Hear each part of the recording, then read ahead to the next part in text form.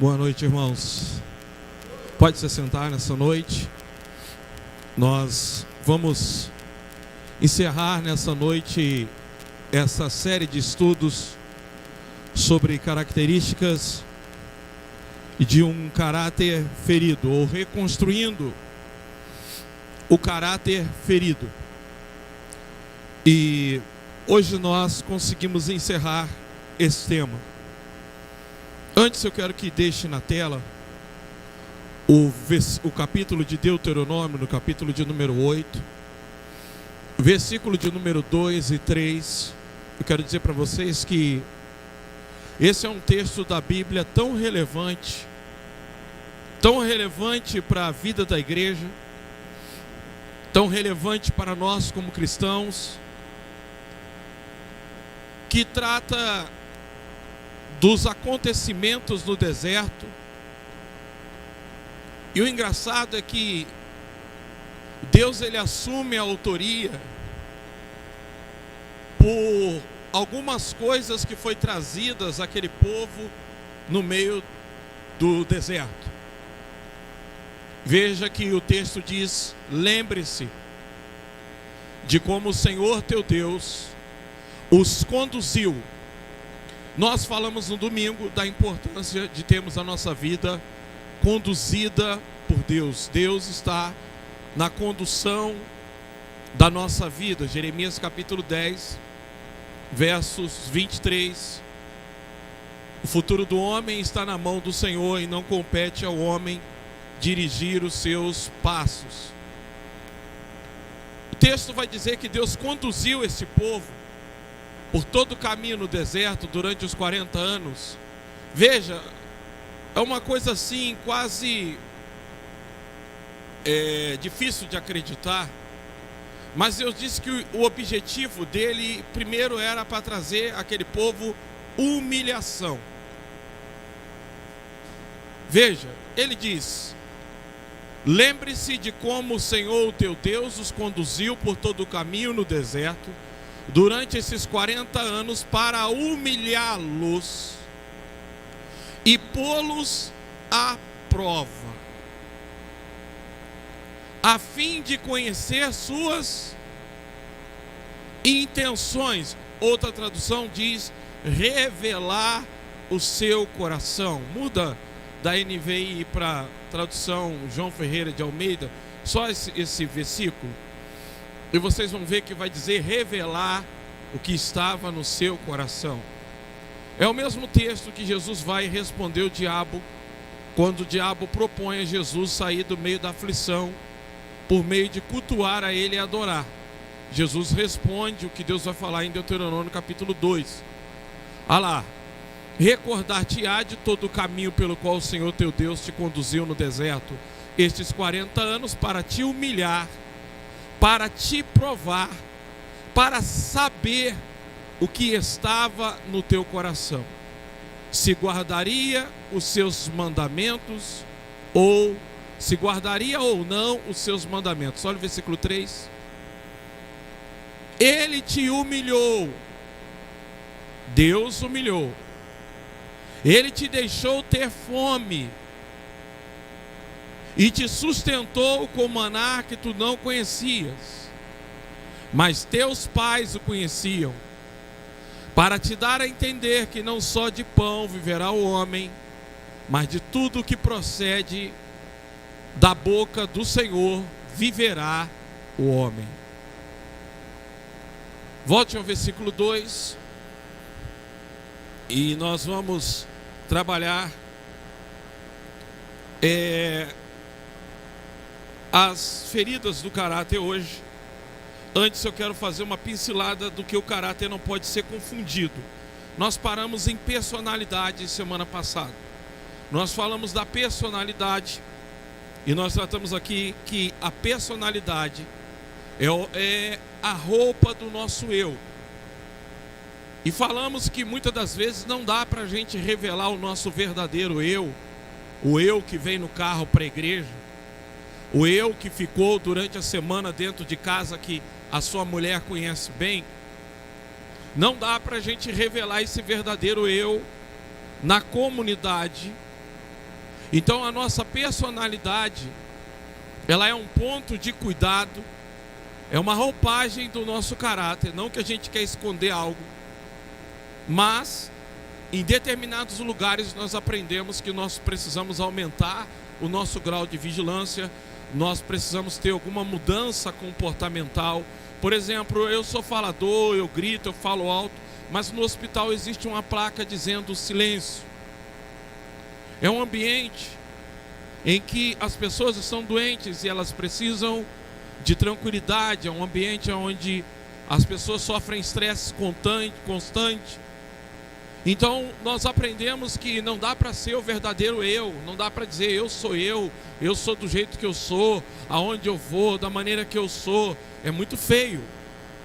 A nossa personalidade, ela veste o nosso caráter e ela nos dá condição de nos relacionar com pessoas. Agora eu tenho que tomar muito cuidado quanto que tudo o que acontece na minha personalidade, na minha maneira de lidar com as pessoas, não condiz com o meu interior, com o meu caráter. Aí é um problema gravíssimo, que é a questão de Geazi, que é a questão daquela história daquele menino que eu contei. Você vai ver que algumas pessoas, elas são capazes de ir para o farol. Algumas mães colocam a criança. Eu estava vendo um vídeo essa semana, 2 guardas municipal mandando um cara colocar a perna para fora. E coloca a perna para fora, o cara dizendo: qual é, rapaz, para que vai fazer isso aqui? Coloca a perna para fora, coloca a perna. Até que o cara colocou, o cara fingia ser aleijado, colocava uma perna para dentro da calça jeans e ficava pedindo dinheiro. Então, nós vemos que as pessoas contam algumas histórias nos faróis comoventes para tirar dinheiro da gente. Mas o uso é destinado a drogas. E às vezes a mulher está com o filho no colo, está com a família ali, usando os filhos e as crianças para alimentar o próprio vício. Então eu quero chamar a atenção de vocês para essa questão do caráter, a nossa personalidade. Outra definições: caráter não pode ser confundido com carisma, pelo amor de Deus. E carisma aqui, irmãos, não envolve só ser uma pessoa que abraça, que sorri, que trata bem, que elogia, mas tem a ver também com a função dos dons. Aquela pessoa que ela fala bem, ela prega bem, ela ministra bem, ela conta uma boa ilustração, ela tem revelação. Nós não podemos achar, porque Jesus disse que nem todo que me diz Senhor, Senhor entrará no reino dos céus. Muitos naquele dia vão te dizer: Senhor, não profetizamos em teu nome, não curamos enfermos. Eu estava essa semana na academia com um rapaz e ele me disse o seguinte: nós estávamos na esteira, ele falou: rapaz, está difícil achar igreja, porque eu estou sabendo, em algumas igrejas, eu conheço o caráter de algumas pessoas que estão pregando, e é incrível como algumas pessoas pregam bem. O poder cai ali, o fogo cai, e a gente fica espantado como as pessoas conseguem, como é que isso está acontecendo nas igrejas. Então eu e você, preste bem atenção, nós não podemos nos deixar achar que é a aprovação de Deus ser usado por Deus. Eu lembro de uma temática do nosso apacentar, eu não lembro o ano, parece que o ano passado, o pastor Joel, ele falou que quando Jesus envia os 70 estavam debaixo da ordem dele. E outra vez ele envia os 70, na hora de expulsar o demônio do jovem rico, ele fala o seguinte, eles perguntam: por que nós não podemos expulsar? Ele diz: por causa da pequeneza da vossa fé, vocês não jejuam, vocês não oram. Então o pastor Joel, ele fala: eu tenho que tomar cuidado quando eu estou usando algo de alguém para realizar algo, quando eu estou fazendo algo no nome de alguém, quando eu estou fazendo no meu próprio nome. E está aqui uma coisa que nós precisamos aprender. Escuta o que eu vou te dizer. É coisa para a gente trabalhar na nossa vida. Antes de você apresentar Jesus para alguém, você precisa apresentar para aquela pessoa o Cristo que vive em você. Antes de ganhar uma pessoa para o Jesus da igreja, você tem que usar uma pessoa para o Jesus que está em você. Não é dizer para a pessoa: vamos lá na igreja, aquele fulano lá é crente, na minha igreja cai o poder de Deus, o culto é maravilhoso. Nós precisamos entender que antes de ganhar as pessoas para Jesus, nós temos que ganhar elas para nós. Isso é muito sério. Nós temos que ganhar elas para nós, isso é uma verdade. Elas vão nos seguir, elas precisam nos seguir, elas precisam olhar Cristo em nós, e elas precisam desejar o Cristo que está em nós.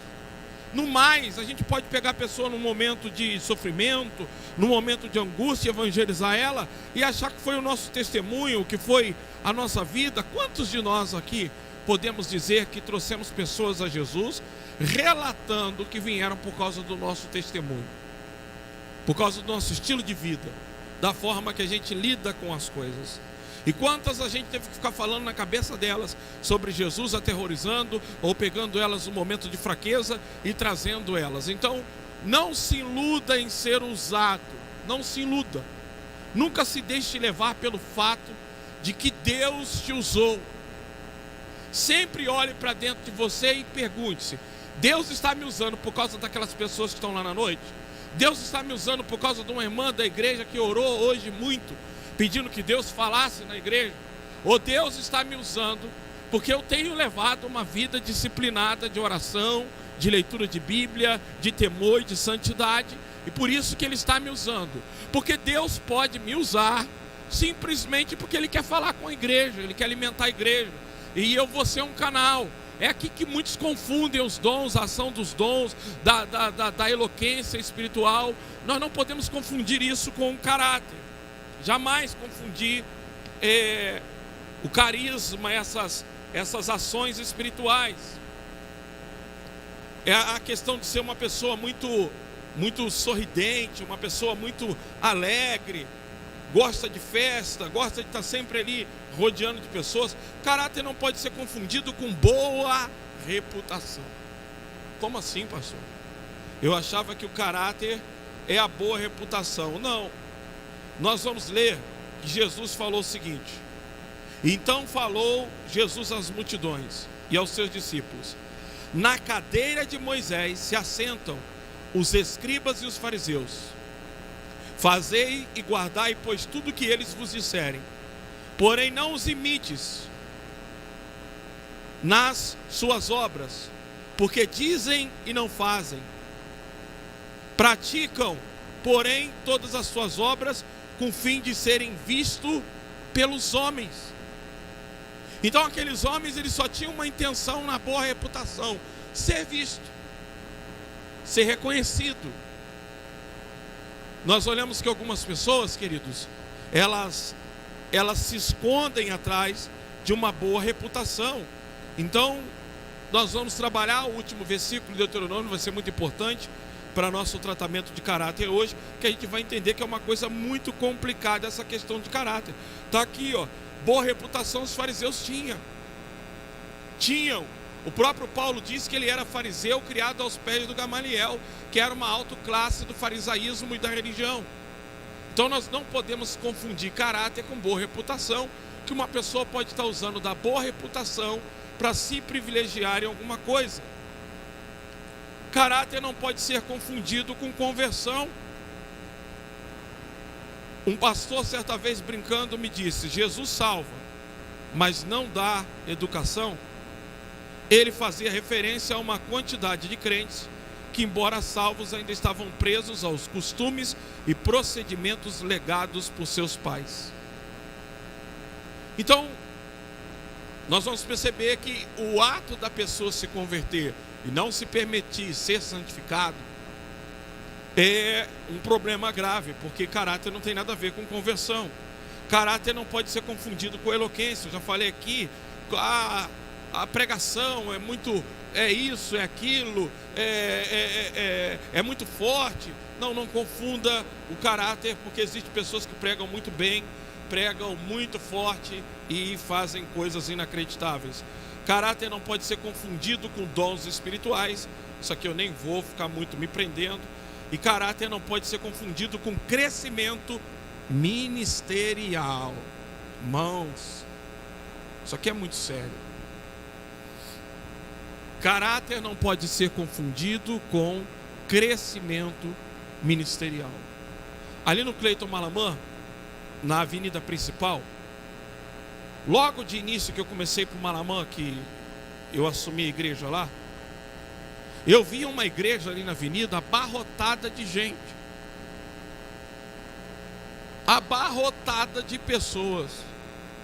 Todas as vezes que eu ia para o Cleiton Malamã, eu ficava surpreso, porque aumentava muito mais, até que um dia eles mudaram do salão que estava e pegaram um salão maior, e aquilo continuava abarrotando de gente, até ver pessoas do lado de fora da igreja.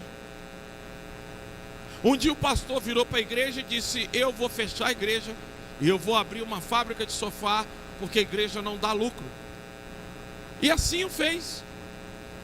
E até hoje, agora nós temos uma irmã lá no Cleiton Malamã, que era dessa igreja, que voltou a frequentar a igreja. Nós temos pessoas decepcionadas, frustradas. Agora, como é que cresceu tanto aquilo ali? Como é que evoluiu tanto? Como é que foi tanto para frente? Então nós não podemos olhar para o crescimento, para a quantidade de pessoas, para números, e achar que isso define caráter. Cuidado, irmão. Se engana muita gente, isso vai levar muita gente para o inferno. Caráter não tem nada a ver com crescimento ministerial. Tem muita gente que cresceu ministerialmente e está descendo às pressas. Caráter não pode ser confundido com perfeição. Então, uma outra coisa que a gente olha é que a pessoa que se aparenta perfeita é uma pessoa de bom caráter. Não, isso não pode ser confundido, até porque a pessoa de bom caráter, ela pode errar muito, mas eu defino uma pessoa, um bom caráter, aquele que tem a capacidade de reconhecer os seus erros. E aí nós vamos olhar que uma das feridas do caráter é justamente o oposto disso. Como o caráter se deforma? Criação dos pais, maneira como os pais nos ensinam, algumas amizades, a cooperação do diabo, decisões erradas, várias coisas cooperam para a deformidade do nosso caráter. Vamos para marcas de um caráter ferido. E agora aqui é muito interessante para nossas vidas essa noite. Nós sabemos que Geazi foi servo de Eliseu, e mesmo vivendo com Eliseu, aliás, até foi servo de Elias e continuou sendo servo de Eliseu, foi servo de 2 profetas. Quando Naamã oferece ouro ao profeta Eliseu, ele nega. E Geazi, queridos, ele vai atrás de Naamã e conta uma história dizendo: olha, chegou agora uns profetas amigos do meu senhor, pediram ele prata e ouro, e ele mandou vir atrás de você para mandar prata e ouro. E veja, ele está fazendo isso tudo, uma maior mentira, uma coisa mais descabida da vida. O cara vivendo com um profeta, o cara vivendo com pessoa de unção, uma pessoa de Deus, mas o seu caráter não foi transformado. Então também é muito difícil dizer para vocês que o meu testemunho vai influenciar sobre o caráter de alguém. Caráter é uma coisa própria de cada um. Eu e você não conseguimos desenvolver o caráter em ninguém. Só Deus consegue isso. Só Deus tem essa proeza. E a gente vai ver como Ele trabalha para que isso aconteça. Agora, dificilmente você vai ver que Judas viveu com Jesus.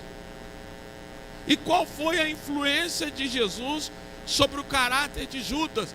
Como Geazi estava do lado de Eliseu, acabou de testemunhar um baita de um milagre, um homem leproso ficar limpo da sua lepra, e ele vai para cima pedindo dinheiro, inventando uma mentira. Então é muito difícil você mudar o caráter de alguém. Nós não conseguimos. Pode desistir dessa ideia. Se você pensar que você pode mudar o caráter de alguém, tratar o caráter de alguém, você pode tratar alguns traços de um caráter ferido. Formar um caráter, aí é uma coisa que eu e você não vamos conseguir nunca. Por isso que nós temos que escolher pessoas de caráter. Eu sempre disse que não precisa a pessoa ser crente ou ser cristão para ter um bom caráter. Caráter é algo próprio da pessoa. Irmãos, a coisa é tão séria que quando eu não era cristão, eu fui roubar umas ferramentas de um pedreiro. Eu não tive paz. Enquanto não voltei, não devolvi. Porque eu ficava pensando, como é que esse cara vai trabalhar? Eu roubei as ferramentas de um trabalhador. Então, o que a gente vai tratar aqui são deficiências de um caráter, não a formação de um caráter. O que nós vamos tratar aqui é o alinhamento de algumas coisas que eu e você, durante esse percurso da nossa vida espiritual, podemos ter tido áreas afetadas do nosso caráter, e nós vamos reconhecê-las e tratá-las. Agora, formar o caráter de alguém, queridos, formar o caráter de uma pessoa é uma coisa que só Deus mesmo pode, e é muito difícil, muito difícil. É uma proeza nas mãos de Deus. Se a gente souber deixar, Deus tem um meio de fazer isso. Agora, o meio que a gente vai perceber que é o único meio que a Bíblia mostra para formar o caráter de alguém, ou tratar um caráter ruim. A Bíblia só tem um caminho. Mas vamos então aqui às feridas do caráter, às situações que mostram que um caráter está deformado, que ele está precisando de tratamento. Você vai poder se identificar. Marcas de um caráter ferido. Quais são as marcas de um caráter ferido? Vamos para a primeira marca nesta noite. Volto a dizer que nós não estamos falando de formação de caráter. Nós estamos falando de descobrir pessoas de caráter. Na igreja, nós não formamos o caráter de ninguém. Nós descobrimos aqueles que têm caráter e nós trabalhamos neles para o ministério. Às vezes erramos, colocamos pessoas com caráter ruim. Por quê? Porque a gente é levado pela eloquência. Eloquência cabe aqui a questão do dom, da maneira que a pessoa fala, da maneira que a pessoa canta, da maneira que a pessoa se porta, do jeito contagiante da pessoa. E geralmente essas pessoas, irmãos, elas contagiam, elas manipulam. Uma pessoa de caráter, eu, por exemplo, se eu tiver mal com você, eu não vou conseguir fingir. Não consigo fingir. Se eu tiver ruim com você, eu não vou conseguir fingir. Eu vou conseguir, por exemplo, eu vou tentar ao máximo não demonstrar para outras pessoas, mas com você vai ser muito difícil. Agora, a pessoa, quando ela é um mau caráter, ela consegue de boa te ludibriar, te conduzir a uma situação para poder te desgraçar. Já a pessoa bom caráter, ela vai para o confronto. Então, qual é a primeira questão que a gente pode definir uma pessoa que está com caráter ferido? Repita comigo: dificuldades com a transparência. Está aqui, irmãos. Dificuldades com a transparência. Eu estou fazendo um negócio no Corolla. Eu e a Fernanda, nós conversamos. E eu comecei a pensar. Eu vou falar uma coisa para vocês aqui nessa noite. Vou falar uma coisa para vocês aqui nessa noite. Vocês estão habituados a me verem profetizar sempre em relação à igreja, em relação à vida das pessoas, ao reino de Deus. E essa semana eu sentado com a Fernanda, eu me sentei com ela, nós começamos a pensar sobre questões financeiras, a importância de ter para ajudar, de quando as pessoas não pedem socorro, a gente estender as mãos. Esse tempo que a gente está vivendo dificuldade, eu estava vendo hoje, irmãos, eu olho para a igreja, eu penso muito. Nós não podemos dizer que, olha, é difícil, a gente está vivendo um tempo difícil, o combustível está aumentando. Alguns irmãos, para abastecer o carro, para vir para a igreja, não está simples. Entre abastecer para vir para a igreja, louvo a Deus pela vida de vocês, que ainda estão fazendo esse sacrifício de se locomover pelo trabalho e conduzir, vir no culto, porque amam a Deus, priorizam a Deus. Não que os outros não estejam, mas o tempo é difícil, porque tudo está ficando caro. Eu vi que alguém entra no mercado e com R$700 hoje não consegue comprar o básico. E eu vinha falando com a Fernanda, eu falei, olha, nós precisamos ter para ajudar, nós precisamos ter para dar, nós precisamos chegar a um ponto, porque estamos vivendo os tempos difíceis, onde a gente tem que estender a mão para o próximo, onde a pessoa vir procurar a gente, ela não pode ser despedida vazia, mas para isso a gente tem que se programar, para isso a gente tem que chegar lá. Isso envolve também os nossos filhos. Então eu disse para ela: olha, nós vamos pensar de alguma forma como guardar, parar de... Porque a matemática bíblica, a Bíblia diz que José, vendo a crise no mundo, ele diz: falou com o faraó, vamos guardar, vamos armazenar. E o Egito, ele armazena para um momento de crise. Nós estamos vendo o mundo como está hoje, nós estamos vendo as coisas como estão hoje, o aumento do dólar, a China comunista. Nós estamos vendo que pregar o evangelho hoje, o pastor é ameaçado de ser processado. Então o pastor tem que ter dinheiro para pagar advogado. A igreja hoje tem que ter recurso para pagar advogado. Nós estamos vendo um tempo em que haverá, irmãos, isso será inevitável, pastor sofrer prisão, sofrer retaliação. Então tem que estar salvaguardo de algum recurso. Você não precisa temer. Se alguém vir te processar, você pega 2, 3 advogados, coloca lá para te defender e continua pregando o evangelho. É o tempo que a gente está vivendo, é um tempo difícil. E eu estava falando com ela sobre isso, e eu sentado com ela, eu já falei tanta coisa com a minha esposa durante essa vida toda de casado. A gente vai completar 25 anos juntos e 23 anos de casados. E eu tinha 18 anos quando eu conheci a Fernanda, ela tinha 14 anos, eu me casei com 20, ela tinha 16 anos, estamos aí desde 97, começamos nosso namoro em novembro de 97 e nos casamos 29 de maio de 2000, ou de 99, 29 de maio de 99. Nesse trecho de vida eu falei tantas coisas para ela, e eu falei para ela agora sentado no sofá segunda-feira: eu profetizo o nosso primeiro milhão. Eu profetizo o nosso primeiro milhão. Nada, a minha cabeça não estava nem vida frutífera, nada disso. Eu disse para ela: a gente precisa ter, precisa guardar, a igreja precisa ter, as pessoas precisam ter. E uma outra coisa, irmãos, que eu aprendi: o pastoreio, ele é assim, a igreja só vai passar aonde o pastor passou. O pastor guia a igreja. Se o pastor avança, a igreja avança. Se o pastor fica, a igreja fica. A igreja só vai aonde o pastor vai. A igreja só consegue caminhar por onde o pastor caminha. Então eu estava dizendo para ela que hoje chegou um tempo que é preciso nós guardarmos.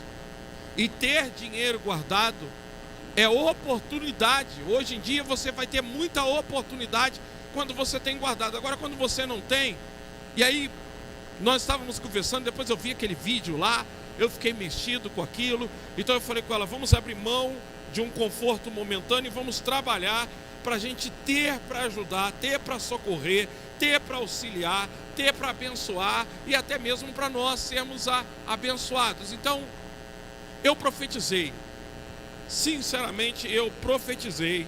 Eu abri a boca pela primeira vez, eu nunca fiz isso na vida, eu nunca pensei isso. Eu disse para ela: você acredita que nós vamos chegar no nosso primeiro milhão? E não é no primeiro milhão em conta de dívida não, que pagou, que isso aí a gente já passou na vida.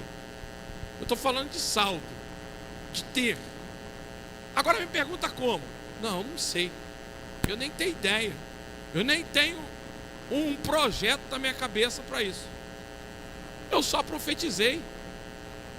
Eu só criei no que foi falado para nós em Jeremias 29, versículo 11. Coloca na tela aí o que foi falado no domingo sobre os planos de Deus para a nossa vida, para a gente não temer os espantalhos. Olha o que diz Jeremias 29, 11. Olha lá, ó. Eu estou baseado naquilo ali. Eu é que sei os pensamentos que tenho ao vosso respeito, diz o Senhor. Pensamentos de paz e não de mal, para vos dar o fim que desejais. 12. Então me invocareis. Não, será que a gente está na NVI? Não, né? Põe na NVI, muda para NVI o versículo 12, isso. O 11, perdão. Porque sou eu que conheço os planos que tenho para vocês, diz o Senhor. Planos de fazê-los e de dar a esperança de um futuro. Esperança de um futuro. Então eu comecei a pensar que não, nós vamos chegar no nosso primeiro milhão. Isso quer dizer que se eu e ela conseguirmos chegar no nosso primeiro milhão, isso é bom porque muitos de vocês também vão conseguir chegar. Bom, vocês não entenderam, mas eu estou profetizando em nome de Jesus que muitos de vocês, por quê? Eu estou falando de um caminho, de uma trajetória que vai ser percorrida, que uma vez que ela faz parte da nossa vida, ela vai fazer parte da vida da igreja. Ela vai se tornar parte da vida da igreja. Então eu disse para ela que nós precisamos chegar lá. Como? Daqui para frente nós iremos juntos trabalhar para isso. Trabalhar para essa situação. Então, quando nós temos dificuldade com a transparência, transparência quer dizer ir além da aparência, é romper com a superficialidade. Grave isso. Eu estava falando do casamento. Eu não tenho senha no meu celular. A Fernanda tem senha no celular dela, que às vezes o Miguel pega para usar e eu nem sei a senha do celular dela, eu nem fico olhando. Eu não fico olhando a senha da Gabi. A gente tem esse nível de cumplicidade, essa coisa. Agora, quando a mulher, irmãos, ela... Deixa eu ver se o celular aqui, o marido não consegue dar, ou tem dificuldade, ou você tem que salvar algum contato. Escute bem. É Maria, mas você salvou como João, porque se a mulher souber, vai desagradar. Então tá lá como João, até foto de homem, perfil de homem, mas é Maria.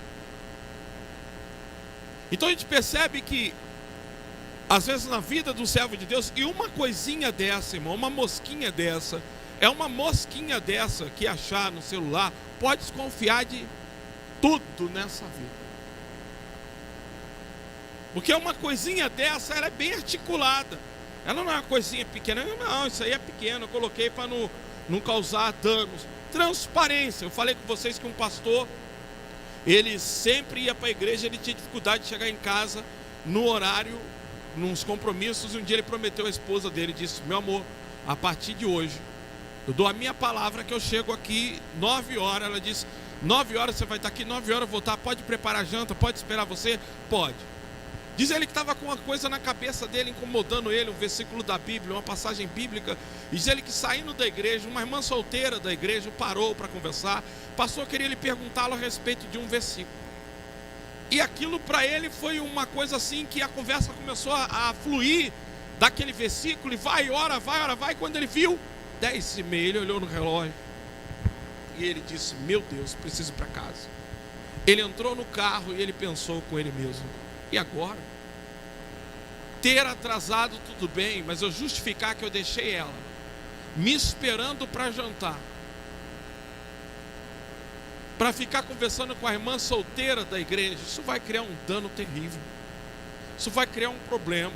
A melhor coisa é eu mentir, ou inventar uma história, ou eu trocar pelo menos o personagem que estava na porta. Queridos,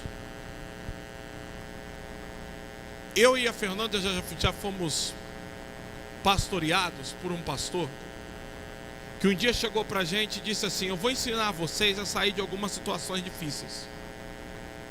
E ele disse: se a polícia chegar na tua casa e estiver procurando alguém fugitivo, você vira para o policial e você diz: policial, aqui ele não está, ele está lá dentro,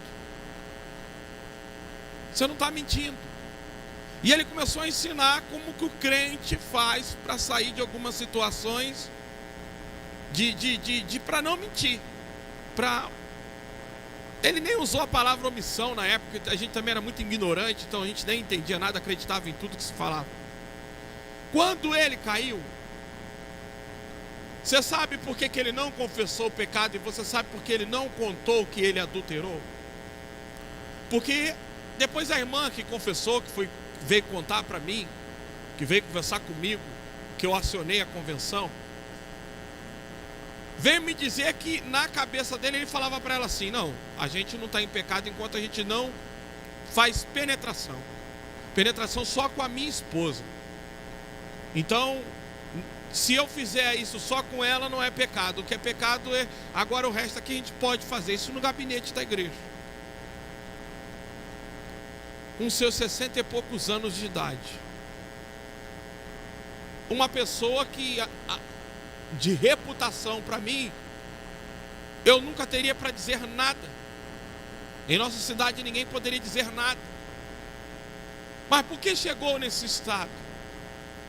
Por essa permissiosidade, por essa mentalidade da falta de transparência. E quando a convenção assume a igreja, tinha muita coisa boa feita ali. Por exemplo, ele comprou terrenos com dinheiro dele e colocou no nome da igreja.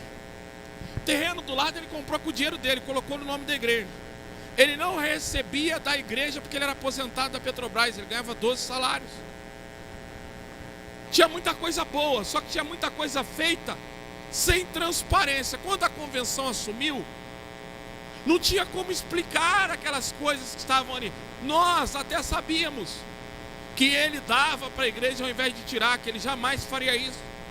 O problema foi provar para os que vinham de fora, porque irmãos, quando se fala de auditoria, não vale aqui dizer aconteceu isso ou porque aconteceu aquilo.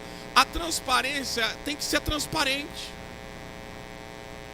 Não sei se vocês estão me entendendo. Não adianta a gente querer mascarar a transparência. Transparência é estar aqui e é isso aí. É desse jeito que está aí. Você não tem que trabalhar dando jeitinho para depois falar eu fiz assim, eu fiz dessa forma, eu fiz dessa maneira. Transparência é transparência. A gente tem que procurar ser transparente. Então, todas as vezes que a gente tem dificuldade com transparência, a gente tem que trabalhar muito isso, porque aqui está uma deformidade do nosso caráter, a prestação de contas. Eu presto contas.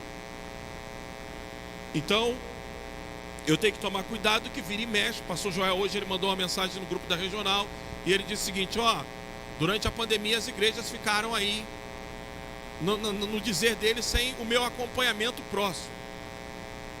Porém, do próximo ano em diante, em dezembro, eu já estou mandando uma agenda regional e a gente vai estar mais junto. Para mim, isso é um prenúncio de bênção. Você tem ideia como eu estou sentindo falta daquele tempo dele reunir com a gente. Vem aqui, cadê o relatório? Cadê a igreja? O que vocês estão fazendo? Vem de cá, vem de lá, essas cobranças, essas auditorias. Isso é tão benéfico para a nossa vida. Isso é tão bom. Não que a gente está acertando em tudo, mas a gente vai ter a possibilidade de melhorar e de ver onde está errando. Então, transparência. Você é uma pessoa que tem dificuldade com transparência? Você é uma pessoa que tem que pôr senha no celular, tem que apagar a conversa? Você é uma pessoa que tem que colocar a senha sim, mas a senha a esposa não sabe?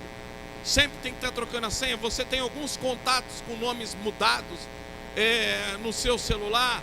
Você é uma pessoa que na hora de fazer as coisas faz do seu jeito, e aí se enrola na hora que alguém te pergunta por que aquilo está daquele jeito, ou por que aquilo está naquela situação, você se enrola.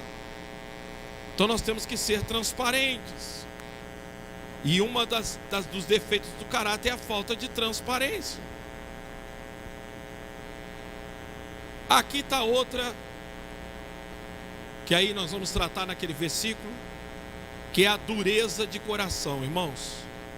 Quando observo também na Bíblia os deficientes de caráter, esta é a outra marca que encontro, a dureza de coração. Não tem espaço para explanar isso aqui em profundidade, mas a linguagem bíblica para falar de quebrantamento da alma é a linguagem financeira. Jesus disse: bem-aventurados pobres de espírito. E também a expressão pregar boas novas aos quebrantados. Na profecia de Isaías foi traduzido por Lucas como evangelizar aos pobres. O termo usado para pobre ou quebrantado é próxos, que na verdade significa alguém em completa miséria ou mendigo ou indigente. O termo pobre é uma amenização da tradução. Um poxos seria um pedinte, um andarilho. Em suma, acredito que há um desejo de Deus que prosperemos em todas as áreas de nossas vidas, com exceção de uma. Aqui está o grande problema. Eu me lembro muito bem há alguns anos aqui na igreja. Uma irmã, ela chegou para mim e disse: pastor, tive uma visão com o senhor, e eu lhe via em um cimentado muito grande, era um quadrado muito grande, era um cimentado enorme, era uma base de uma construção, estava como uma quadra, fizeram a obra e cimentaram tudo, e você estava no meio e as paredes cresciam, elas iam crescendo, e eu via que, à medida que aquelas paredes cresciam, o Senhor também crescia. E eu perguntava para Deus: é barreira? E Deus disse: não é barreira. Diga para o meu servo que a minha obra vai crescer, mas para ele continuar pequeno. Irmãos do céu, eu quando vi isso eu fiquei revoltado. Primeira coisa que passou na minha cabeça é que Deus queria que a igreja crescesse se eu tivesse uma vida financeira quebrada. Falei: não é possível. Um ano depois que eu fui entender, quando o pastor Joel, ele disse o seguinte: olha, faz um ano que eu venho lidando com orgulho, porque eu já fiz tanta coisa na denominação, vira e mexe alguém chega: você fez isso, você fez aquilo, eu tenho que lidar com orgulho dentro de mim. Então Deus quer que você prospere. Aquela palavra de Jeremias 29 é uma verdade. Deus quer que todos nós venhamos prosperar e muito. Agora, tem uma coisa que Deus quer que não vai para frente na sua vida. Tem uma coisa que Deus trabalha para que ela não ande e não vai. Então, Deus, em suma, acredito que o desejo de Deus é que prosperemos em todas as áreas de nossa vida, com exceção de uma: nosso eu precisa falir. Um eu rico e próspero é a grande tragédia que o ser humano pode escolher para si. Daí advém a dureza. Foi interessante observarmos nos evangelhos as pessoas mais difíceis com quem Jesus lidou. É curioso que não foram as prostitutas, os adúlteros, ladrões ou homicidas, as pessoas mais empedernidas. A maior dureza vinha dos religiosos. E pior, é mais estranho, os fariseus, que tanto perseguiam o ministério de Jesus, tinham uma vida devocional assídua, jejuavam 2 vezes por semana, eram meticulosos nas ofertas e dízimo. No entanto, foram chamados de filhos do inferno. Então, a dureza de coração.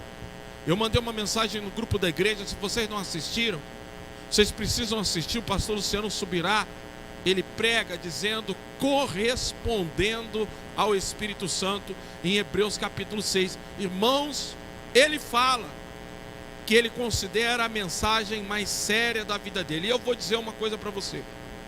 Ele fala que é a mensagem mais séria da vida dele. Eu vou dizer que é a mensagem mais séria que eu já ouvi na minha vida. Quando eu falo séria, é que ela precisa ter uma relevância muito grande para a nossa vida. Quer ver? Vamos ao texto de Hebreus capítulo 6, se eu não me engano, versículo 4 em diante. Olha aqui, eu já preguei sobre isso, usei a referência que foi a mensagem do pastor Luciano Subirá, correspondendo ao Espírito Santo. Acredito que muitos de vocês não vão lembrar disso, mas presta bem atenção nesse texto. Ora, para aqueles que uma vez foram iluminados, provaram o dom celestial, tornaram-se participantes do Santo Espírito, experimentaram a bondade da palavra de Deus e os poderes da era que há de vir. Para aí. Então está falando de, olha o grau de experiências. Olha o nível, versículo 4, queridos. Está falando de pessoas que uma vez foram iluminadas, já tiveram a iluminação, provaram o dom celestial e tornaram participantes do Espírito Santo. Elas têm comunhão com o Espírito Santo, tiveram algum tipo de relacionamento com o Espírito Santo. 5. Experimentaram a bondade da palavra de Deus e os poderes da era de vir, que há de vir, mas caíram. Depois de tudo aquilo, caíram. É por isso que Deus quer que eu e você nunca batemos no peito e dizemos: isso não vai acontecer comigo. Eu me lembro, escute o que eu vou dizer para vocês. Nós tínhamos um presbítero na nossa igreja no Rio, que eu era louco para ser igual a ele. Eu já vi ele pregando, e ele pregando, uma irmã no meio da igreja gritou: meu braço, meu braço. Eu não podia mexer e eu acabei de ficar curado, espontaneamente. Já vi Deus usando ele tremendamente como líder de jovens. Um cara que não conversava nada, falava muito pouco, tinha muito testemunho da igreja. Um dia nós entramos em um restaurante, sobrou um pouco de Coca-Cola, ainda bebia Coca. Fui pegar a garrafa para levar embora. Ele falou: você não tem limite não? Isso na frente da mulher do pastor. E eu disse: cara, mas sobrou, vamos levar. Não, você tem que saber ter limite, cara. Você já comeu o que tinha que comer, deixa aí, precisa levar isso. Falei: ó, você não passa do limite não? Ele falou: aqui o diabo pode tentar, que não tem para ele. Eu entrei no carro e disse: meu Deus. E a mulher do pastor falou: isso mesmo, fulano. Eu entrei no carro e falei: Senhor, ele é tão forte que ele é capaz de desafiar o diabo. Hoje, meus queridos, está desgraçadamente caído, morando na casa com a própria mulher, vivendo com a outra. E a mulher está lá aceitando isso, e com medo dele se voltar, e não larga a igreja, continua cantando, continua indo numa igreja, frequentando uma igreja. Mudou para uma igreja que se rebelou. Uma pessoa que era na igreja para mim um ícone, que não faltou eu chorar, pedindo a Deus para ser igual a ele. Veio a queda. Então é muito difícil nós mantermos um espírito aquebrantado, um espírito de dependência de Deus, de humildade, porque nós vamos caminhando. Outro dia eu fui capaz de ouvir uma irmã falar para mim que ela não precisa que ninguém alimenta ela, que ela come sozinha, que agora ela come sozinha. Falou para mim: eu sei me virar sozinho, eu sei comer. Então olha só como é que a coisa vai ficando feia. Hebreus capítulo 6, volta lá, dá uma olhada na tela, que você vai ver que isso está acontecendo aqui agora na igreja. Mas caíram, é impossível que sejam reconduzidos ao arrependimento, pois para si mesmos estão crucificando de novo o Filho de Deus, sujeitando a desonra pública. 7. Agora a gente olha esses dois versículos, parece que não tem nada a ver. O versículo está falando de gente que foi cheia do Espírito Santo, gente que receberam os dons espirituais, mas caíram. Aí vai citar esse versículo aí, esse Provérbios, dá uma olhada, ó. Pois a terra que absorve a chuva que cai, frequentemente dá colheita proveitosa àqueles que cultivam.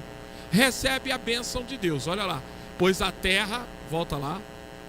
Pois a terra que absorve a chuva que cai, responda comigo: a terra que absorve a chuva que cai frequentemente e dá colheita proveitosa àqueles que a cultivam, recebe a bênção de Deus. Agora olha o 8. Mas a terra que produz espinhos e ervas daninhas é inútil e logo será amaldiçoada, e seu fim é ser queimada. Então o pastor Luciano Subirá, nessa mensagem, ele traz a explicação seguinte: o que esse versículo está dizendo? Por que essas pessoas caíram? Porque elas pararam de ser receptíveis à palavra. Elas, irmãos, eu tenho que trabalhar isso em mim, indo para os simpósios de missões, indo para as reuniões da regional, porque eu me lembro que no começo, quando eu ia para uma reunião com o pastor Joel, era algo maravilhoso. Eu ouvia o que ele falava e eu voltava vibrando. Eu ficava 30 dias mais ou menos, queridos, impactado. E agora eu vou lá e escuto ele falar algumas coisas. Aliás, deixa eu falar uma coisa para vocês. Nós estávamos no pastoreio de pastores, na convenção no domingo passado, e o irmão estava ministrando algo poderoso para a nossa vida, falando de aborto, falando de assuntos hoje de divórcio, algo fundamental. Beirava a hora do almoço. Ele disse: nós vamos liberar as irmãs para comerem, as mulheres. Mas eu pensei, algumas mulheres não saíram. Fernanda foi uma que não se levantou. Algumas mulheres ficaram. Outras imediatamente foram. O problema é que eu estou vendo que alguns candidatos a pastores também foram comer. E não foram liberados. Deram as costas para o ensinamento que estava ali. Quando eu entrei no carro, eu falei com a Fernanda, se eu estou na frente da comissão de ética, já era motivo de eu dizer àqueles homens que estavam comendo, sai daqui e vai embora. Falei com ela, Deus nunca vai permitir eu estar num lugar desse, porque eu achei uma coisa terrível, um desrespeito grande. Nós estamos dentro de uma comissão de ética, sendo preparados para ser pastores, e aí está ali sendo ministrado sobre um assunto fundamental, mas a pessoa vai e corre para a comida. Ela escolhe arrumar uma comida, ela escolhe a desobediência. Porque olha o que o versículo diz, o que vai acontecendo com o crente com o tempo, é que ele não percebe que ele para de ser receptível. Olha lá Hebreus capítulo 6, por que ele caiu? Porque lá diz, mas a terra que produz, o versículo 7, perdão.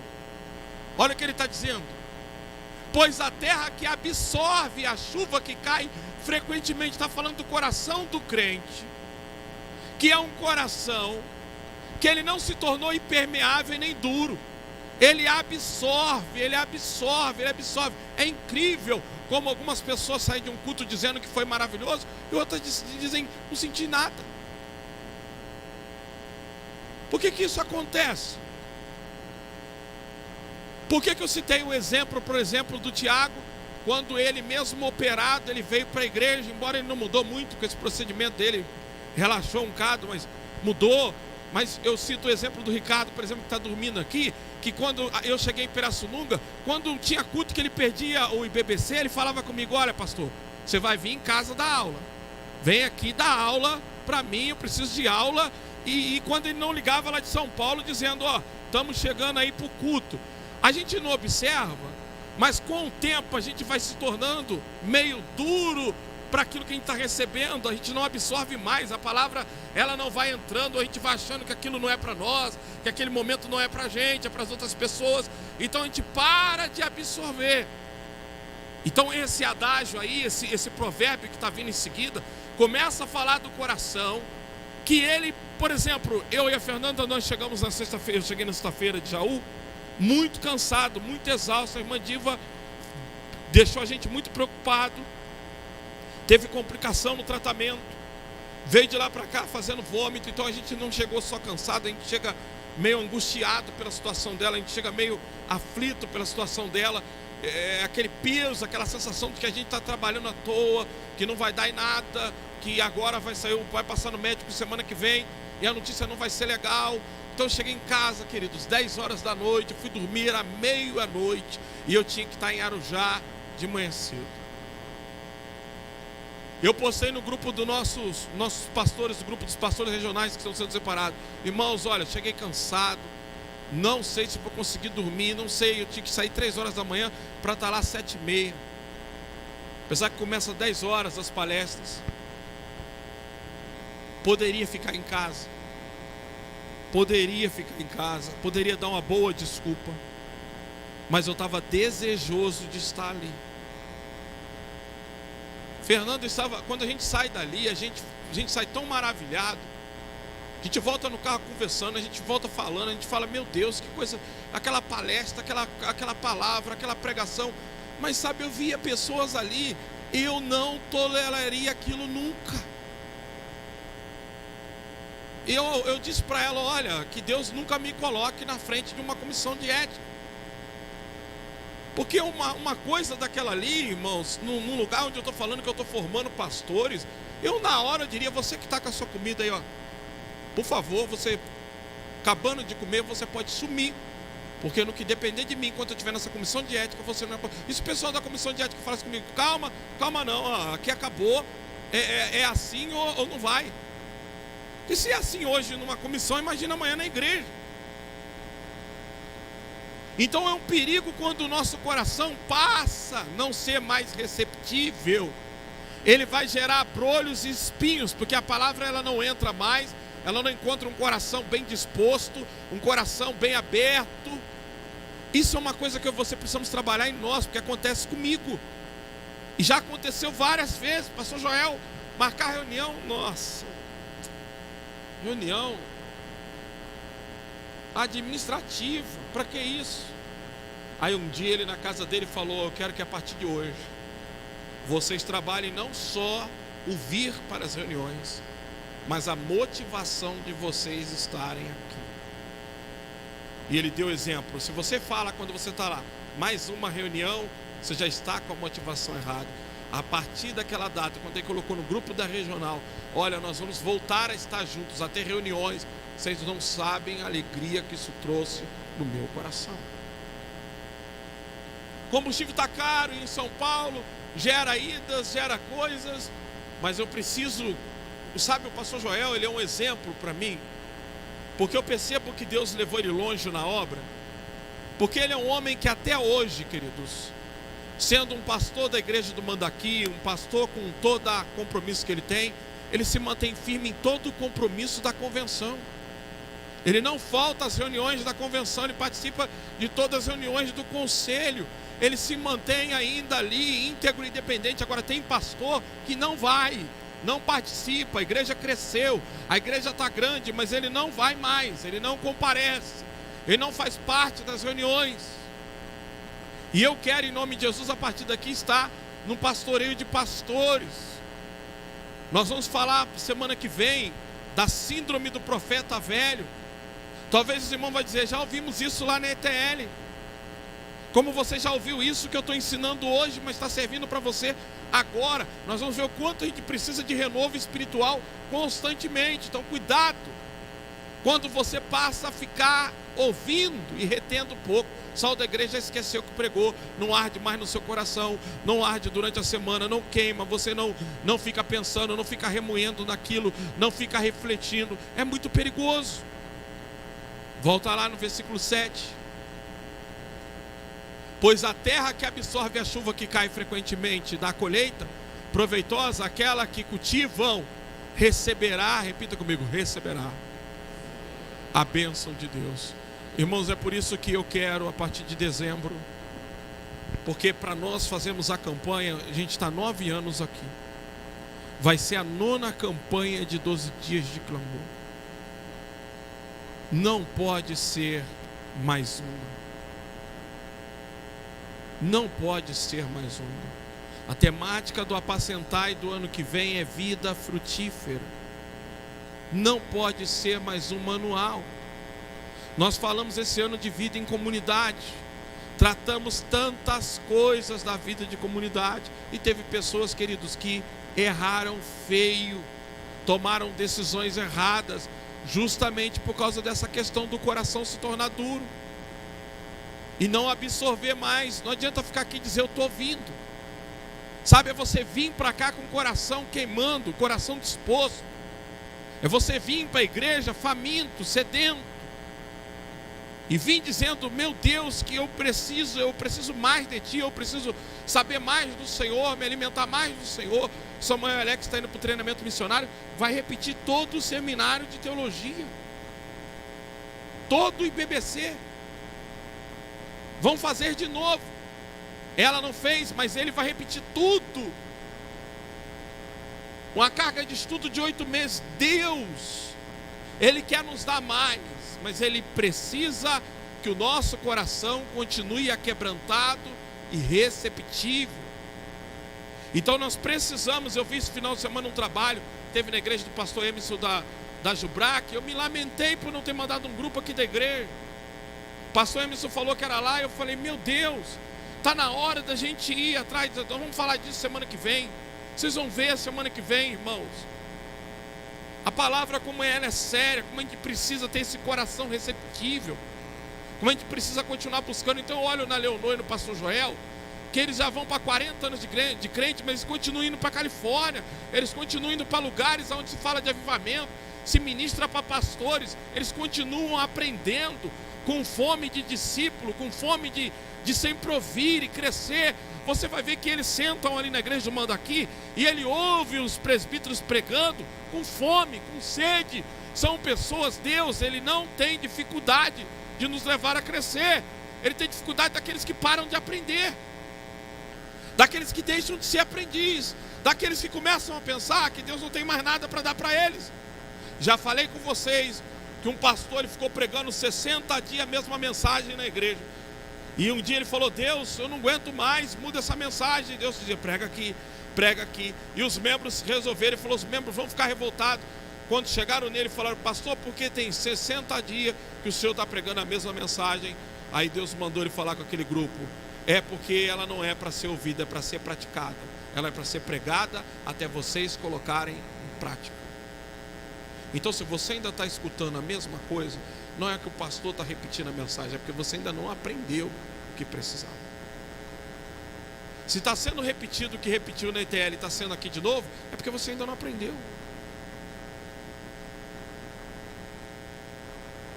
Eu formei um grupo para ETL, de ministrantes para ETL. Eu não vou dizer nem que eu coloquei no grupo.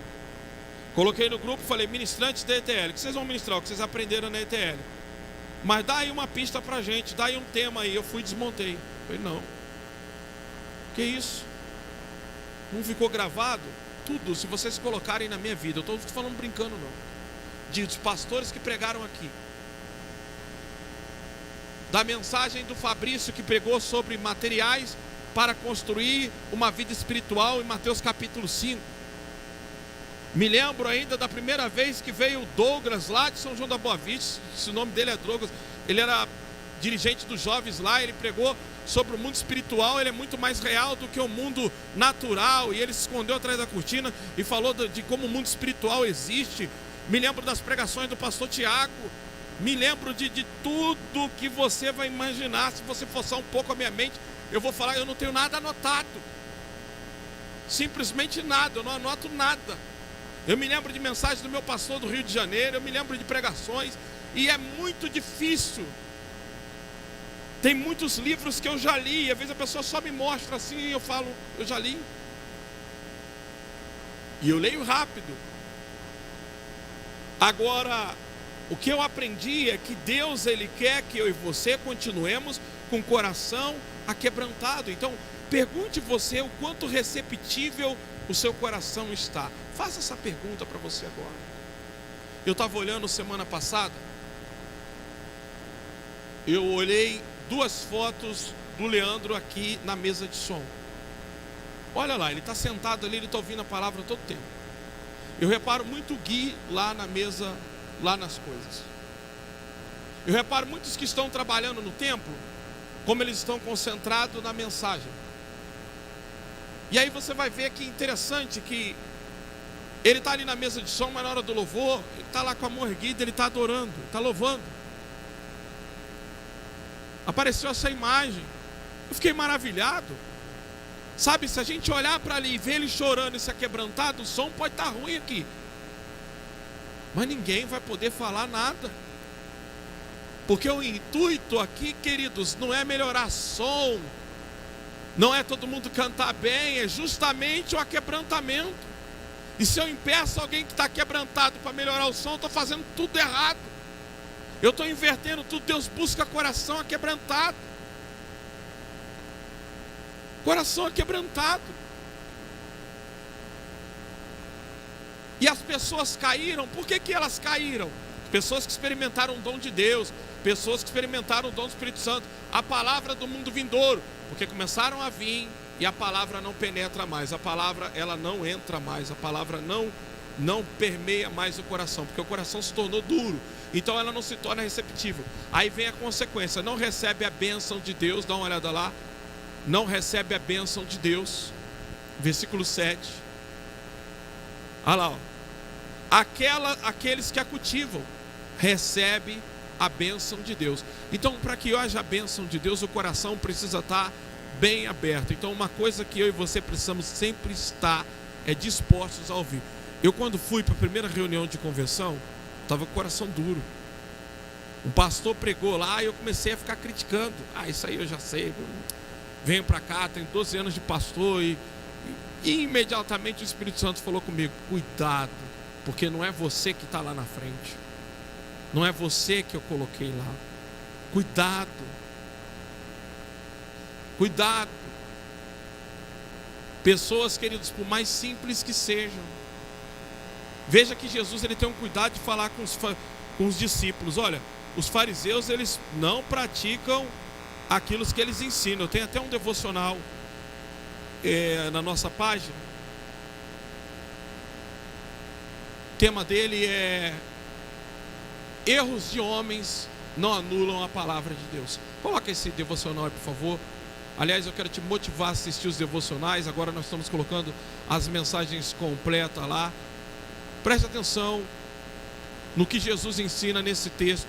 Erros de homens não anulam a palavra de Deus. Então ele vai dizer para os fariseus: olha, vocês estão olhando para eles, não negligenciem o que eles ensinam não, porque o que eles ensinam é a minha palavra. Tem gente que diz assim: eu não acredito mais na Bíblia porque eu vi um cara ensinar a Bíblia e tudo que ele fez estava errado. Não, o que ele fez, Jesus está dizendo: se a pessoa errou, a minha palavra não vai para o buraco que ele errou.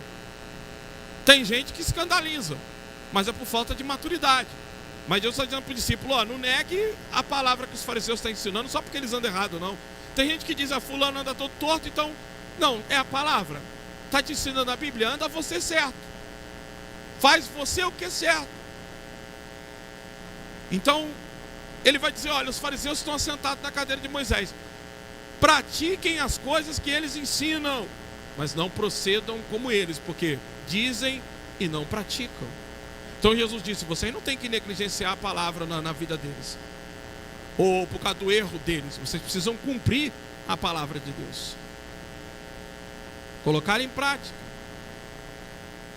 Conseguiram?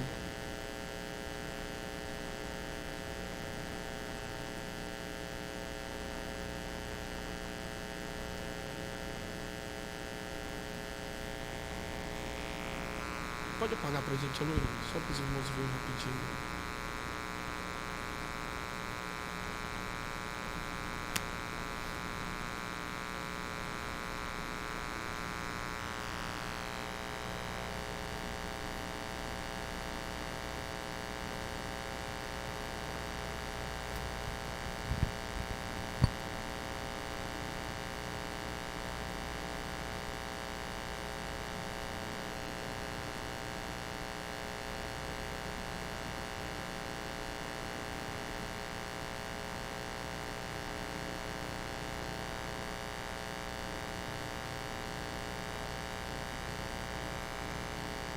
Olá, já ouviu alguém dizer que deixou de crer na palavra de Deus porque descobriu erros na vida daqueles que estavam ensinando a palavra? Isso é uma coisa que Jesus nos advertiu que poderia acontecer. Mas no vídeo de hoje eu quero te ensinar como refutar isso e como continuar crendo na palavra de Deus. Fique comigo, Deus vai abençoar a sua vida.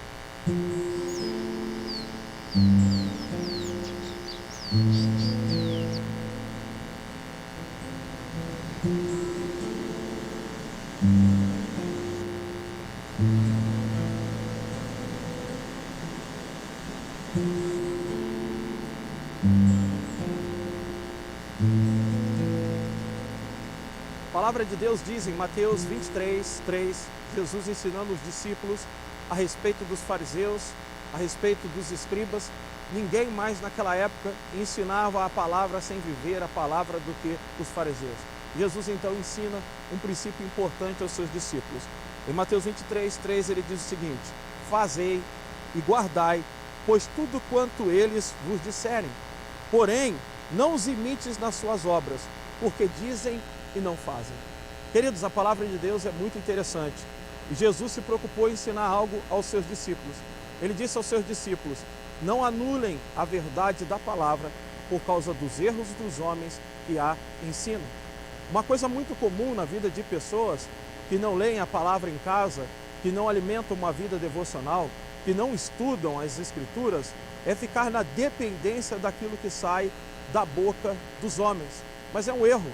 A Bíblia elogia os crentes de Bereia, em Atos capítulo 17, versículo 11, nos diz o seguinte: ora, esses de Bereia eram mais nobres que os de Tessalônica, pois recebiam a palavra com toda avidez examinando as Escrituras todos os dias para ver se as coisas eram de fato assim. A palavra de Deus nos ensina, queridos, que embora nós aprendemos a palavra e somos ministrados e devemos realmente continuar sendo ministrados, porque é uma forma também que Deus deu para edificar a igreja, nós não temos que ficar na dependência simplesmente do que sai da boca desses homens. Você tem a palavra de Deus na sua mão. Você tem a capacidade de analisá-la em casa, de ler as Escrituras, de ter discernimento naquilo que a palavra de Deus está ensinando. O erro de homens não anulam a verdade da palavra.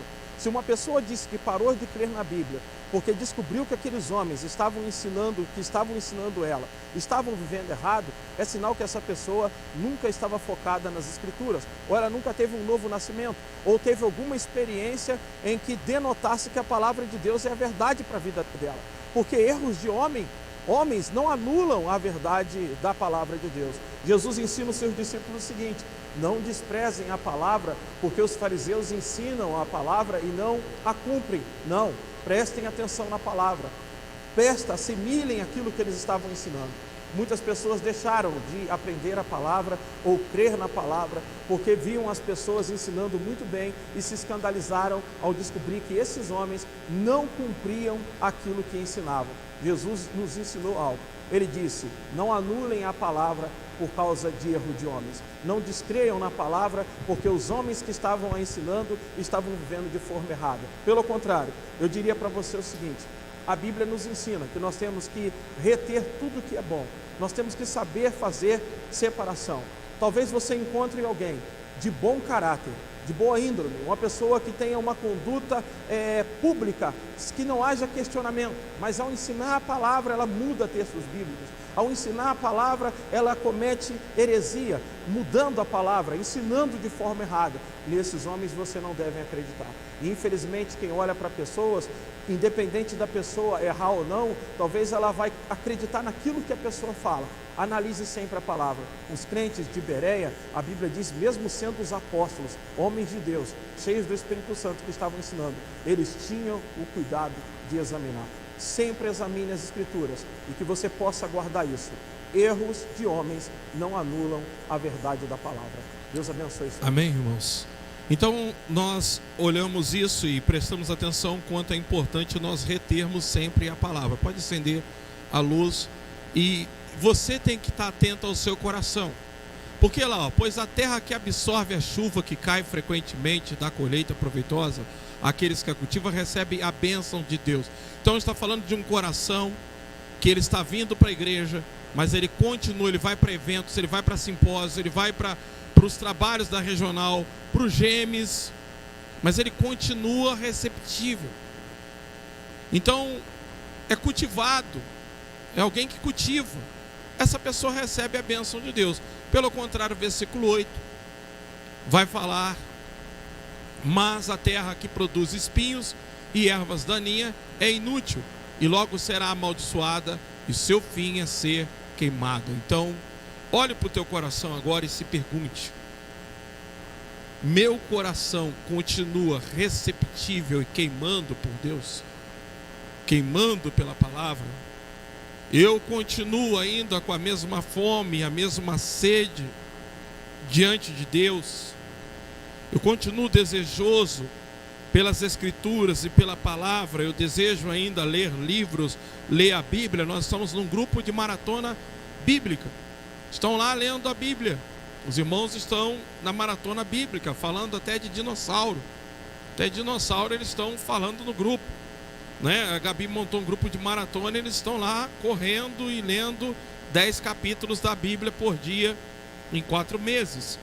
Então, há um grupo sedento. Nós temos agora sábado o primeiro evangelismo no Farol. Louvado seja Deus, vamos aplaudir a Jesus. Olha que coisa maravilhosa, coisa linda. Ontem os jovens estavam aqui fazendo cartazes e vão estar na cidade no sábado fazendo evangelismo, louvando na praça, lá no Farol, colocando Jesus te ama. Veja como isso está sendo impactante, como isso está sendo importante para a vida da igreja. Agora, nós temos que nos perguntar o quanto o nosso coração ainda está vibrando ao ouvir a palavra de Deus, enquanto a gente está sedento. E eu confesso para os irmãos Nós saímos daquele encontro de pastores com o desejo de voltar logo e de não acabar. Que pena que termina em fevereiro. Que pena que em fevereiro é o último. Mas sabe, tem gente que, irmãos, a motivação é muito errada. Que bom que vai voltar às reuniões da regional. Que bom que é uma possibilidade de um retiro do próximo ano. Agora, o que você tem que olhar agora e se perguntar, primeira coisa, como anda a sua transparência? Você é uma pessoa transparente, uma pessoa que a sua vida é um livro aberto, principalmente para as pessoas da sua casa? E como está o seu coração? Se pergunte isso nessa noite. E aqui é a pessoa que tem a maior preocupação com a aparência do que com o interior. Eu tenho maior preocupação com a minha aparência do que as pessoas pensam de mim. Porque o próximo passo a gente vai ver agora o quanto que é importante. Porque se eu me preocupo com a minha aparência, eu vou me portar como alguém aparentemente. Essa semana chegaram para Fernanda e falaram: você não sabe, em tal lugar estão falando mal até de você. Ela perguntou: mas não importa o que estão falando, o que você disse ao meu respeito, o que você falou de mim, você que convive comigo, que está comigo esse tempo todo, qual foi a sua posição? Fiquei quieto.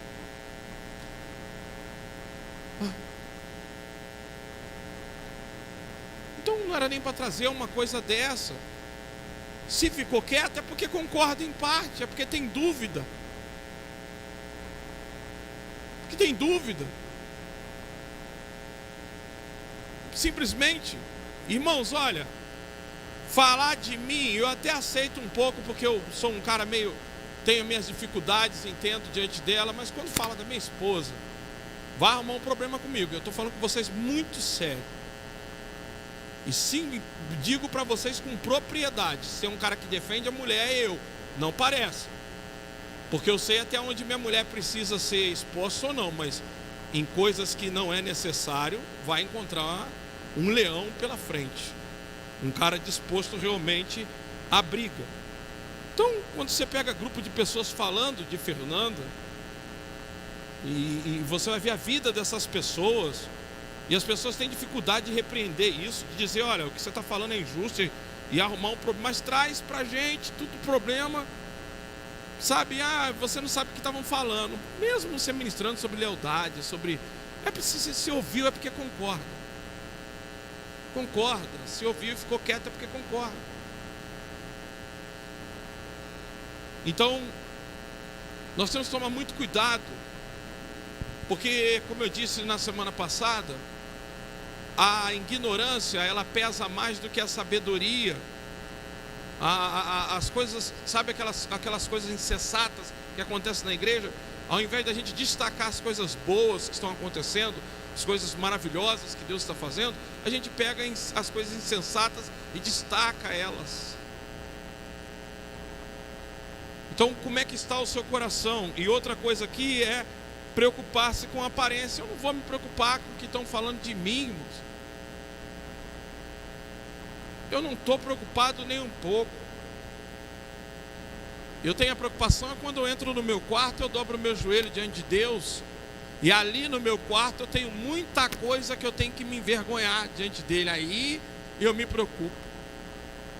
Mas o que as pessoas pensam ao meu respeito, da maneira delas, da impressão que elas estão tendo, do que elas estão falando, olha, o tempo, a Bíblia diz que a verdade com o tempo ela perdura, toda mentira cai. E a Bíblia diz que os que usam de engano não ficam dentro da casa do Senhor. Os que proferem mentira não permanecem firmes diante dos seus olhos. Mas a gente que não conhece a Bíblia, parece que os que não estão firmes é que estão falando a verdade. E os que estão firmes estão falando a mentira. Então a palavra de Deus é uma verdadeira aberração. E a gente tem que olhar para a Bíblia e dizer que está tudo errado e que ela não se cumpre. Não. Eu conheço bem o Salmo 101, versículo 7. Eu tenho ele gravado na minha mente como princípio de vida. Eu tenho esses salmos comigo. Lá, vai lá na tela, Salmo 101, 7. Eu tenho ele gravado há anos. Eu uso isso como princípio. Olha lá, ó, quem pratica a fraude não habitará no meu santuário. O mentiroso não permanece na minha presença. Então o mentiroso não permanece, não fica. Não tem estabilidade, não tem firmeza, não tem alicerce. É um mentiroso. O fraudulento não habitará no meu santuário. O mentiroso não permanece na minha presença. Irmãos, eu tenho 24 anos, eu tenho 25 anos, aliás, na mesma denominação. E desde 97, 15 de junho de 97, eu não sei o que é arredar o meu pé da igreja para o mundo. Eu nunca imaginei, eu sei o que é deixar de tomar ceia do Senhor. Nunca. Isso desde 97. E pelo contrário, quanto mais o tempo passa, mais eu procuro mais servir a minha denominação, servir o reino, servir essa obra e cooperar para o desenvolvimento dela. Então, nós precisamos olhar para a trajetória de vida de cada um. Todos nós estamos aqui em um processo de transformação, claro. Todos nós estamos melhorando como crentes e mudando. E aí vem agora a questão, e aqui é muito importante, ó, fuga das oportunidades de tratamento. Está aqui uma deficiência do caráter, porque você está tentando tratar a pessoa está inventando uma desculpa. Não estou assim por causa disso, não estou assim por causa daquilo, não é porque aconteceu aquilo, não é porque aconteceu isso aqui, é porque aconteceu aquilo. A Fernanda perguntou à irmã: mas irmã, você tem sumido do culto? Ah, meu marido. Não, seu marido disse que quando você quer vir, você vem. Você não bota desculpa. Não, mas você sumiu de tal, mas porque então as pessoas começam a dar um monte de fuga. Você não consegue tratar ela. Você não consegue colocar a mão nela e dizer: está errado aqui, precisa mudar aqui. Sabe, ela começa a fugir. Falei com uma pessoa semana passada, eu nem, olha, tem pessoas, irmãos, eu vou falar com vocês abertamente, porque aqui eu não dou volta para falar. Tem gente que eu não tenho dificuldade de mandar embora e deixar embora, não. Mas tem gente que pode dar o trabalho que for, Deus fala no meu coração: mantém essa pessoa aí, é incrível. Às vezes está errando, está fazendo um monte de coisa errada, e Deus fala comigo: não mexe com essa pessoa. E eu disse para tal pessoa: olha, se eu fosse você, antes de tomar a decisão que você está comentando por aí, que você está querendo pedir a bênção e ir embora, só Deus sabe para onde, não saia mais, não arrede o teu pé, mesmo errado, mesmo com dificuldade, mesmo em pecado, continue firme até o Senhor te levantar. Antes de conversar comigo, procure fulano de tal, converse com fulano de tal, busque uma visão diferente, mas não tome tal decisão. Não faça isso. Dentro de mim eu sei que se tomar, vai estar enterrando de vez o chamado. Vai estar afundando de vez o chamado, acabando literalmente com o chamado. Que é uma coisa assim que Deus deu uma nova oportunidade. Mas o diabo é tão sujo que ele oferece os prazeres do mundo momentâneo pelas coisas eternas de Deus. Mas Deus ele coloca no meu coração: não mexe. Então vocês vão ver que às vezes eu estou quieto, não estou mexendo, porque Ele está dizendo para mim: não mexe, deixa comigo. Pô, a pessoa vai tomar decisão por conta própria. Por conta própria. Não vai ser eu. Então, nós vamos olhar que algumas pessoas estão fugindo da oportunidade de tratamento. Deus está te dando a oportunidade de você ser tratado, meu irmão, minha irmã, de você melhorar. Mas se você começar a arrumar desculpa, se você não assumir essa condição, se você não olhar e dizer: realmente eu estou ruim. Agora, olha, isso aqui é muito terrível. Consciência cauterizada e brincar com o sagrado. Consciência cauterizada e brincar com o sagrado. Aqui é quando a pessoa já começa a postar coisa de igreja, meme, brincadeira, gente rodando no culto, começa a zombar de pregação, gente que não tem mais referência na casa de Deus, não sabe se portar dentro da casa de Deus. Vocês viram que estava tudo bem lá na Babilônia, aí o rei Belsazar disse assim: pega lá aqueles utensílios da casa de Deus lá e vamos aqui no meio da orgia beber, usar os cálices da casa do Senhor, Aí ele mandou buscar, de repente um dedo escreveu na parede: Mene, mene, tekel, passim. Pesado fostes na balança e foste achado em falta, e o reino será arrancado de você. Pessoas, quando elas começam a brincar com o sagrado, piada com o sagrado, não tem mais temor, referência, elas diante do sagrado, leem a Bíblia sem camisa, leem a Bíblia vendo televisão, assistem culto comendo. Durante a pandemia nos foi dada uma ordem, que a gente deveria assistir o culto em casa. Mas eu me pergunto agora se os irmãos que estão em casa assistindo culto online, estão comendo alguma coisa, estão assistindo culto, fazendo comida, ou se arrumaram como se fosse vir para a igreja, estão tão concentrados como vocês estão aqui. Eu me pergunto, como estão assistindo agora esse culto online? Porque o pastor Joel era bem claro: troque de roupa, tome banho, sente na sala, como se fosse participar do culto presencial. Então, quando as pessoas começam a fugir de tratamento, você chama ela para conversar, você, irmão, mas vem cá, está errado, não, corre para lá. E às vezes a fuga é inventar um monte de desculpa, um monte de situação. Você diz: não tem nada a ver. Não tem nada a ver. 1 Pedro capítulo 2, versículo 1 Pedro 2, a gente vai, 2 Pedro 2, perdão, vai para o final do versículo, para os 3:27, parece em diante.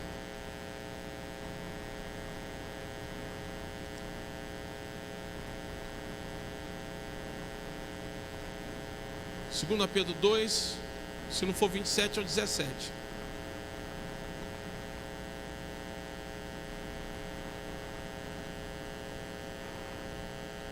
Vai para o 18 de uma vez. Olha lá. Pois eles com palavras de vaidade, arrogância, 19, 20.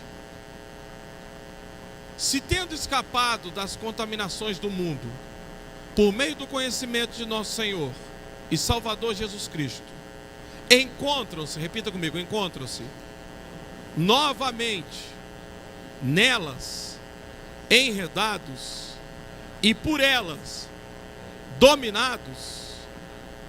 Então, se tendo escapado, tendo conhecido o Senhor, se encontra novamente na mesma prática, fazendo as mesmas coisas, dominados por ela, então em pior estado do que estão em pior estado do que no princípio. 21.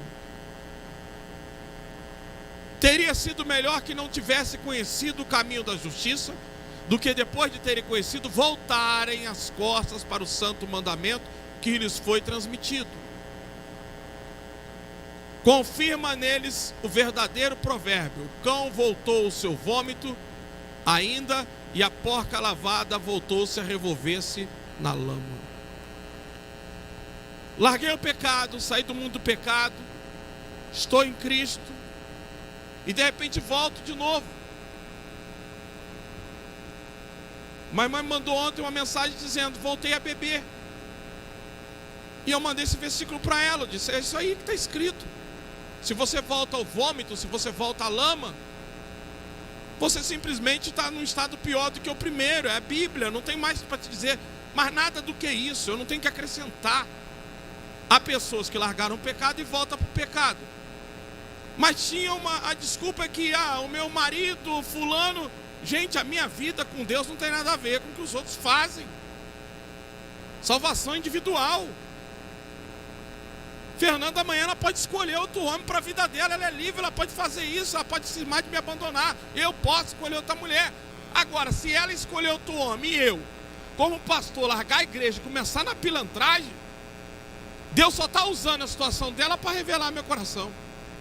Porque se eu amo ele, eu vou me manter fiel. Eu não vou dizer agora eu sou solteiro e pego quem eu quero. Isso mostra o meu caráter, sempre foi ruim. Eu só escondi durante esses 20 e poucos anos na igreja. Não sei como, às vezes eu consegui por causa dos dons, por causa da promessa de Deus, por causa do chamado de Deus. Isso tem nada a ver.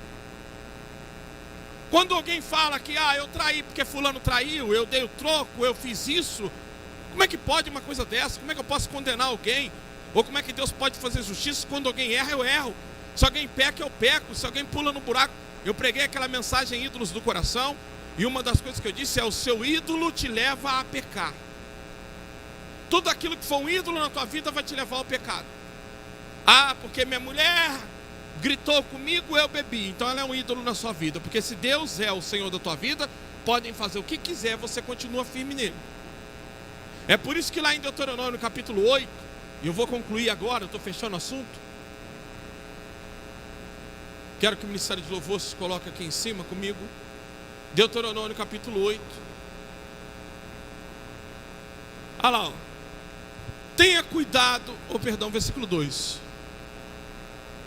Lembre-se de como o Senhor, o seu Deus, o conduziu por todo o caminho no deserto durante esses 40 anos para humilhar, para pô-lo à prova a fim de conhecer as suas intenções, se iria obedecer os seus mandamentos ou não. Olha o versículo 3. Assim ele os humilhou e os deixou passar fome, mas depois os sustentou com maná que nem vocês e nem os seus antepassados conheciam, para mostrar a vocês que não só de pão viverá o homem, mas de toda a palavra que procede da boca do Senhor. Então o que Deus está querendo dizer é o seguinte: não é que ele deixou o povo passar fome, que em nenhum momento o povo passou fome. O texto está querendo dizer que ele deixou o povo passar desejo. O povo desejava comer algo diferente, mas não podia. O povo desejava ter algo diferente, mas não conseguia. Deus deixou as pessoas querendo vestir uma roupa nova, mas não podiam. Eles ficaram 40 anos com uma só roupa. Uma forma de Deus revelar o caráter é trazendo sobre a pessoa um momento de luta, de dificuldade, um momento de aflição, um momento de provação. Então Deus permite, recebi o novo coração do Pai, Deus permite que eu e você venhamos passar por situações difíceis, para que o nosso coração, para que aquilo que está lá dentro de nós, a gente fale na hora, e a gente passa a se dar conta que a gente não está tão firme igual a gente pensava, não está tão bem igual pensava. Isso nos dá a oportunidade de nos analisar. De vez em quando eu pego me falando coisas que eu digo: meu Deus, como eu falei isso? Como eu fui capaz de dizer isso, Senhor? Aí eu tenho a oportunidade de me humilhar diante dele e começar a buscar dele um renovo, buscar dele um fortalecimento. Eu te pergunto: você está com dificuldade de transparência na sua vida? Existe um monte de coisa na sua vida que você tem que esconder das pessoas. As pessoas ficam se questionando porque você age assim ou porque as coisas estão desse jeito. Você se tornou uma pessoa de coração duro. Como é que está a sua disposição de ouvir Deus falar? Seu coração ainda queima por ouvir a palavra de Deus? Eu louvo a Deus, irmãos, porque os anos têm se passado nessa igreja, mas algumas pessoas se mantêm sedentas, se mantêm famintas. Isso é tão maravilhoso. Você está mais preocupado com a sua aparência do que com o seu interior? Você tem fugido das oportunidades de tratamento?